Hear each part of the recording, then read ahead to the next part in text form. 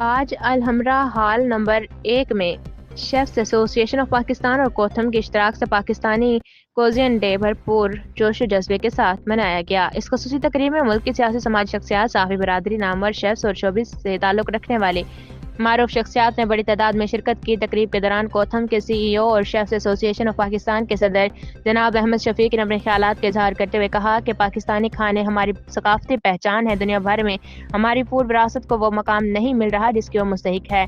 Pakistani कोजियन day का मकसद हमारे रवायती और इलाकाई जायकों को आलमी सतह पर मुनफरिद शनाख्त दिलाना है और हम इस मिशन को पूरी कुव्वत के साथ जारी रखेंगे। उन्होंने मजीद कहा कि अब हर साल 20 नवंबर को पाकिस्तानी कोजियन डे बाकायदगी से मनाया जाएगा ताकि पाकिस्तान के मुनफरिद जायकों और सकाफती फूड शनाख्त को दुनिया भर में उजागर किया जा सके। शुरा ने भी इस इकदाम को काबिल तारीफ करार देते हुए कहा कि इस तरह के इवेंट्स पाकिस्तानी सकाफत, हॉस्पिटैलिटी और फूड इंडस्ट्री को आलमी सतह पर नुमाया करने में अहम किरदार अदा करेंगे।